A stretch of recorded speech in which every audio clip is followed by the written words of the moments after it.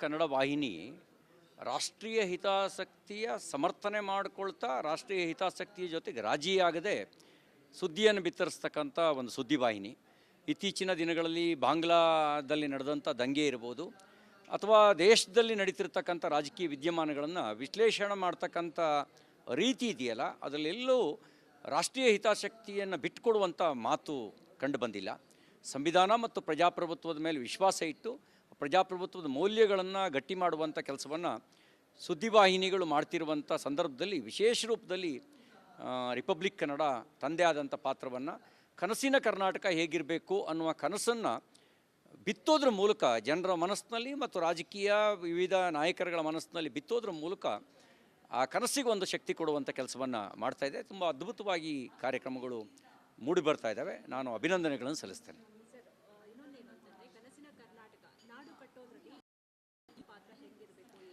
ಈಗ ಯುವಶಕ್ತಿಯನ್ನು ಬಿಟ್ಟು ಭವಿಷ್ಯದ ಕರ್ನಾಟಕವನ್ನು ಕಟ್ಟೋಕ್ಕೆ ಸಾಧ್ಯ ಇಲ್ಲ. ಯುವಶಕ್ತಿಯನ್ನು ಸದ್ಬಳಕೆ ಮಾಡಿಕೊಂಡ್ರೆ ಮಾತ್ರ ಭವಿಷ್ಯದ ಕರ್ನಾಟಕದ ನಿರ್ಮಾಣ ಆಗುತ್ತೆ. ಹಾಗಾಗಿ ಯುವಶಕ್ತಿಯನ್ನು ನಾವು ಸರಿಯಾದ ರೀತಿಯಲ್ಲಿ ಉಪಯೋಗಿಸ್ಕೊಳ್ಬೇಕು. ಅವರು ಡೈವರ್ಟ್ ಆಗೋಕ್ಕೆ ಅವಕಾಶ ಆಗಬಾರ್ದು. ಕ್ಷಣಕಾಲದ ಮೋಜು ಮಸ್ತಿಗೆ ಅವರ ಸಾಮರ್ಥ್ಯದ ವ್ಯಯ ಆಗಬಾರ್ದು. ಅವರ ಸಾಮರ್ಥ್ಯ ಅಗಾಧವಾಗಿರುವಂಥ ಅವರ ಸಾಮರ್ಥ್ಯ ಸಮಾಜಮುಖಿಯಾಗಬೇಕು, ರಾಷ್ಟ್ರ ಕಟ್ಟೋದಕ್ಕೆ ಬಳಕೆ ಆಗಬೇಕು. ಹಾಗಾಗಿ ಅವರಲ್ಲಿರುವಂಥ ಸಾಮರ್ಥ್ಯಕ್ಕೆ ವೇದಿಕೆಯನ್ನು ರೂಪಿಸುವಂಥ ಕೆಲಸವನ್ನು ನಾವೆಲ್ಲರೂ ಸೇರಿ ಮಾಡಬೇಕು. ಇಲ್ಲದೇ ಇದ್ದರೆ, ಅವಕಾಶವೇ ಕೊಡದೇ ಇದ್ದರೆ ಅವನ ಪ್ರತಿಭೆ ಹೊರಗೆ ಬರೋದಾದರೂ ಹೇಗೆ? ಪ್ರತಿಭೆಯನ್ನು ತೋರಿಸೋದಕ್ಕಾದರೂ ಇಲ್ಲಿ ಸಾಧ್ಯ ಆಗುತ್ತೆ.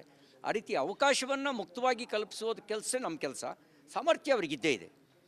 ರಿಪಬ್ಲಿಕ್ ಕನ್ನಡ ಸ್ಟಾರ್ಟ್ ಆಗಿ 1 ವರ್ಷ ಆಯಿತು. ಏನು ಹೇಳೋದಕ್ಕೆ ಇಷ್ಟಪಡ್ತೀರಾ ರಿಪಬ್ಲಿಕ್ ಕನ್ನಡ? 1 ವರ್ಷ ಭಾಳ ದೊಡ್ಡ ದೀರ್ಘ ಪ್ರಯಾಣ ಅಂತ ನಾನು ಭಾವಿಸೋದಿಲ್ಲ. 100 ವರ್ಷಗಳ ಕಾಲ ಭಾರತೀಯ ಸನಾತನ ಮೌಲ್ಯಗಳನ್ನು ಗಟ್ಟಿಗೊಳಿಸೋದಕ್ಕೆ ಸುದ್ದಿವಾಹಿನಿಯಾಗಿ ಕೆಲಸ ಮಾಡಲಿ, ನೈಜ ಸುದ್ದಿಯನ್ನು ಬಿತ್ತರಿಸಲಿ ಅಂತ ನಾನು ಹಾರೈಸ್ತೇನೆ. 100 ವರ್ಷಗಳವರೆಗೂ ನಾವು ಬದುಕಿರ್ತೀವಿ ಅಂತಿಲ್ಲ, ಆದರೆ ಸುದ್ದಿವಾಹಿನಿ ಬದುಕಿದ್ರೆ ಆಗ ಪ್ರಜಾಪ್ರಭುತ್ವ ಗಟ್ಟಿಯಾಗಿದೆ ಅಂತ ಅರ್ಥ. ಅದನ್ನು ಆ ಆಸೆಯನ್ನು ಹೊತ್ತು ಶುಭ ಹಾರೈಸ್ತೇನೆ. ಕನ್ನಡ ವಾಹಿನಿ ರಾಷ್ಟ್ರೀಯ ಹಿತಾಸಕ್ತಿಯ ಸಮರ್ಥನೆ ಮಾಡಿಕೊಳ್ತಾ ರಾಷ್ಟ್ರೀಯ ಹಿತಾಸಕ್ತಿಯ ಜೊತೆಗೆ ರಾಜಿಯಾಗದೆ ಸುದ್ದಿಯನ್ನು ಬಿತ್ತರಿಸ್ತಕ್ಕಂಥ ಒಂದು ಸುದ್ದಿವಾಹಿನಿ.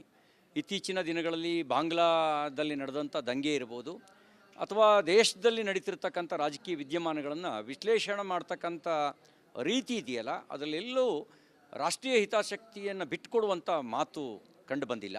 ಸಂವಿಧಾನ ಮತ್ತು ಪ್ರಜಾಪ್ರಭುತ್ವದ ಮೇಲೆ ವಿಶ್ವಾಸ ಇಟ್ಟು ಪ್ರಜಾಪ್ರಭುತ್ವದ ಮೌಲ್ಯಗಳನ್ನು ಗಟ್ಟಿ ಮಾಡುವಂಥ ಕೆಲಸವನ್ನು ಸುದ್ದಿವಾಹಿನಿಗಳು ಮಾಡ್ತಿರುವಂಥ ಸಂದರ್ಭದಲ್ಲಿ ವಿಶೇಷ ರೂಪದಲ್ಲಿ ರಿಪಬ್ಲಿಕ್ ಕನ್ನಡ ತಂದೆ ಆದಂಥ ಪಾತ್ರವನ್ನು ಕನಸಿನ ಕರ್ನಾಟಕ ಹೇಗಿರಬೇಕು ಅನ್ನುವ ಕನಸನ್ನು ಬಿತ್ತೋದ್ರ ಮೂಲಕ ಜನರ ಮನಸ್ಸಿನಲ್ಲಿ ಮತ್ತು ರಾಜಕೀಯ ವಿವಿಧ ನಾಯಕರುಗಳ ಮನಸ್ಸಿನಲ್ಲಿ ಬಿತ್ತೋದ್ರ ಮೂಲಕ ಆ ಕನಸಿಗೆ ಒಂದು ಶಕ್ತಿ ಕೊಡುವಂಥ ಕೆಲಸವನ್ನು ಮಾಡ್ತಾಯಿದೆ. ತುಂಬ ಅದ್ಭುತವಾಗಿ ಕಾರ್ಯಕ್ರಮಗಳು ಮೂಡಿ ಬರ್ತಾ ಇದ್ದಾವೆ. ನಾನು ಅಭಿನಂದನೆಗಳನ್ನು ಸಲ್ಲಿಸ್ತೇನೆ.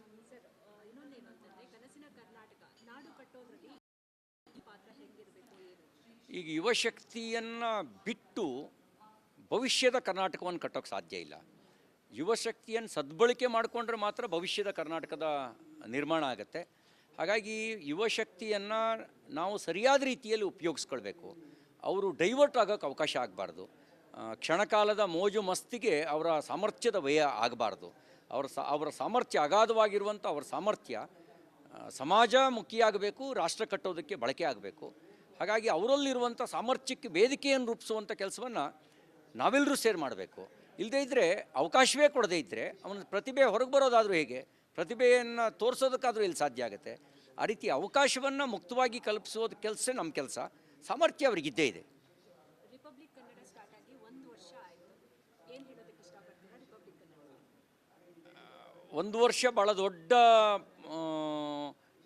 ದೀರ್ಘ ಪ್ರಯಾಣ ಅಂತ ನಾನು ಭಾವಿಸೋದಿಲ್ಲ. 100 ವರ್ಷಗಳ ಕಾಲ ಭಾರತೀಯ ಸನಾತನ ಮೌಲ್ಯಗಳನ್ನು ಗಟ್ಟಿಗೊಳಿಸೋದಕ್ಕೆ ಸುದ್ದಿವಾಹಿನಿಯಾಗಿ ಕೆಲಸ ಮಾಡಲಿ, ನೈಜ ಸುದ್ದಿಯನ್ನು ಬಿತ್ತರಿಸಲಿ ಅಂತ ನಾನು ಹಾರೈಸ್ತೇನೆ. 100 ವರ್ಷಗಳವರೆಗೂ ನಾವು ಬದುಕಿರ್ತೀವಿ ಅಂತಿಲ್ಲ, ಆದರೆ ಸುದ್ದಿವಾಹಿನಿ ಬದುಕಿದ್ರೆ ಆಗ ಪ್ರಜಾಪ್ರಭುತ್ವ ಗಟ್ಟಿಯಾಗಿದೆ ಅಂತ ಅರ್ಥ. ಅದನ್ನು ಆ ಆಸೆಯನ್ನು ಹೊತ್ತು ಶುಭ ಹಾರೈಸ್ತೇನೆ.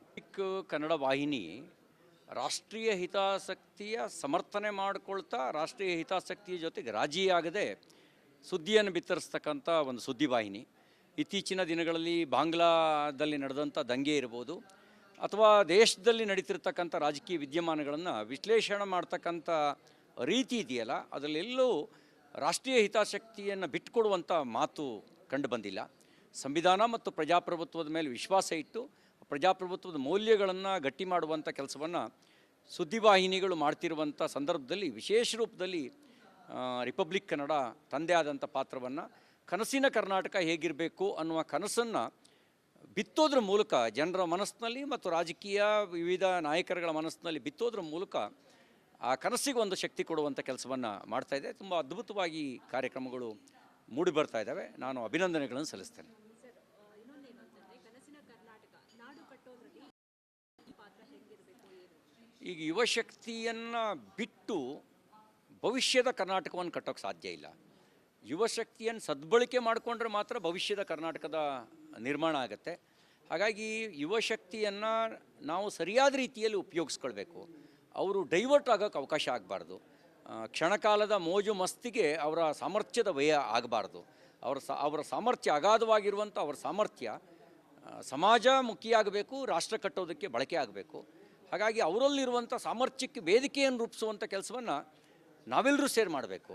ಇಲ್ಲದೇ ಇದ್ದರೆ, ಅವಕಾಶವೇ ಕೊಡದೇ ಇದ್ದರೆ ಅವನ ಪ್ರತಿಭೆ ಹೊರಗೆ ಬರೋದಾದರೂ ಹೇಗೆ? ಪ್ರತಿಭೆಯನ್ನು ತೋರಿಸೋದಕ್ಕಾದರೂ ಇಲ್ಲಿ ಸಾಧ್ಯ ಆಗುತ್ತೆ. ಆ ರೀತಿ ಅವಕಾಶವನ್ನು ಮುಕ್ತವಾಗಿ ಕಲ್ಪಿಸೋದು ಕೆಲಸ ನಮ್ಮ ಕೆಲಸ. ಸಾಮರ್ಥ್ಯ ಅವರಿಗಿದ್ದೇ ಇದೆ. ರಿಪಬ್ಲಿಕ್ ಕನ್ನಡ ಸ್ಟಾರ್ಟ್ ಆಗಿ 1 ವರ್ಷ ಆಯಿತು. ಏನು ಹೇಳೋದಕ್ಕೆ ಇಷ್ಟಪಡ್ತೀರಾ ರಿಪಬ್ಲಿಕ್ ಕನ್ನಡ? 1 ವರ್ಷ ಭಾಳ ದೊಡ್ಡ ದೀರ್ಘ ಪ್ರಯಾಣ ಅಂತ ನಾನು ಭಾವಿಸೋದಿಲ್ಲ. 100 ವರ್ಷಗಳ ಕಾಲ ಭಾರತೀಯ ಸನಾತನ ಮೌಲ್ಯಗಳನ್ನು ಗಟ್ಟಿಗೊಳಿಸೋದಕ್ಕೆ ಸುದ್ದಿವಾಹಿನಿಯಾಗಿ ಕೆಲಸ ಮಾಡಲಿ, ನೈಜ ಸುದ್ದಿಯನ್ನು ಬಿತ್ತರಿಸಲಿ ಅಂತ ನಾನು ಹಾರೈಸ್ತೇನೆ. 100 ವರ್ಷಗಳವರೆಗೂ ನಾವು ಬದುಕಿರ್ತೀವಿ ಅಂತಿಲ್ಲ, ಆದರೆ ಸುದ್ದಿವಾಹಿನಿ ಬದುಕಿದ್ರೆ ಆಗ ಪ್ರಜಾಪ್ರಭುತ್ವ ಗಟ್ಟಿಯಾಗಿದೆ ಅಂತ ಅರ್ಥ. ಅದನ್ನು ಆ ಆಸೆಯನ್ನು ಹೊತ್ತು ಶುಭ ಹಾರೈಸ್ತೇನೆ.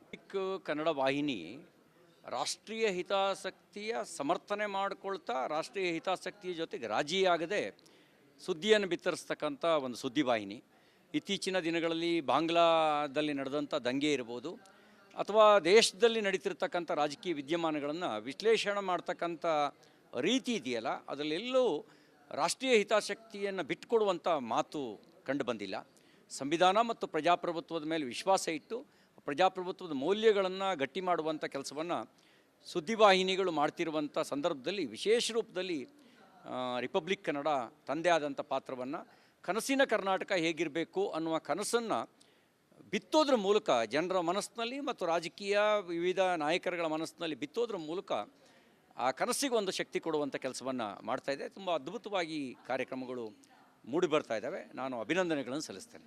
ಸರ್, ಇನ್ನೊಂದೇನು ಅಂತಂದ್ರೆ ಕನಸಿನ ಕರ್ನಾಟಕ ನಾಡು ಕಟ್ಟೋದ್ರಲ್ಲಿ ಪಾತ್ರ ಹೇಗಿರಬೇಕು ಏನು?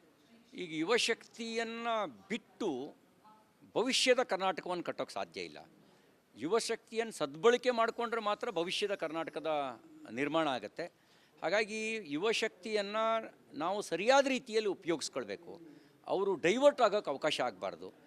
ಕ್ಷಣಕಾಲದ ಮೋಜು ಮಸ್ತಿಗೆ ಅವರ ಸಾಮರ್ಥ್ಯದ ವ್ಯಯ ಆಗಬಾರ್ದು. ಅವರ ಸಾಮರ್ಥ್ಯ ಅಗಾಧವಾಗಿರುವಂಥ ಅವರ ಸಾಮರ್ಥ್ಯ ಸಮಾಜಮುಖಿಯಾಗಬೇಕು, ರಾಷ್ಟ್ರ ಕಟ್ಟೋದಕ್ಕೆ ಬಳಕೆ ಆಗಬೇಕು. ಹಾಗಾಗಿ ಅವರಲ್ಲಿರುವಂಥ ಸಾಮರ್ಥ್ಯಕ್ಕೆ ವೇದಿಕೆಯನ್ನು ರೂಪಿಸುವಂಥ ಕೆಲಸವನ್ನು ನಾವೆಲ್ಲರೂ ಸೇರಿ ಮಾಡಬೇಕು. ಇಲ್ಲದೇ ಇದ್ದರೆ, ಅವಕಾಶವೇ ಕೊಡದೇ ಇದ್ದರೆ ಅವನ ಪ್ರತಿಭೆ ಹೊರಗೆ ಬರೋದಾದರೂ ಹೇಗೆ? ಪ್ರತಿಭೆಯನ್ನು ತೋರಿಸೋದಕ್ಕಾದರೂ ಇಲ್ಲಿ ಸಾಧ್ಯ ಆಗುತ್ತೆ. ಆ ರೀತಿ ಅವಕಾಶವನ್ನು ಮುಕ್ತವಾಗಿ ಕಲ್ಪಿಸೋದು ಕೆಲಸ ನಮ್ಮ ಕೆಲಸ. ಸಾಮರ್ಥ್ಯ ಅವರಿಗಿದ್ದೇ ಇದೆ. ರಿಪಬ್ಲಿಕ್ ಕನ್ನಡ ಸ್ಟಾರ್ಟ್ ಆಗಿ 1 ವರ್ಷ ಆಯಿತು. ಏನು ಹೇಳೋದಕ್ಕೆ ಇಷ್ಟಪಡ್ತೀರಾ ರಿಪಬ್ಲಿಕ್ ಕನ್ನಡ? 1 ವರ್ಷ ಭಾಳ ದೊಡ್ಡ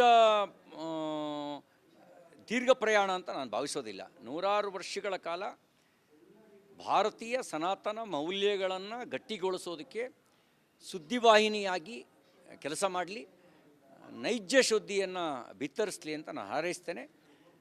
100 ವರ್ಷಗಳವರೆಗೂ ನಾವು ಬದುಕಿರ್ತೀವಿ ಅಂತಿಲ್ಲ, ಆದರೆ ಸುದ್ದಿವಾಹಿನಿ ಬದುಕಿದ್ರೆ ಆಗ ಪ್ರಜಾಪ್ರಭುತ್ವ ಗಟ್ಟಿಯಾಗಿದೆ ಅಂತ ಅರ್ಥ. ಅದನ್ನು ಆ ಆಸೆಯನ್ನು ಹೊತ್ತು ಶುಭ ಹಾರೈಸ್ತೇನೆ.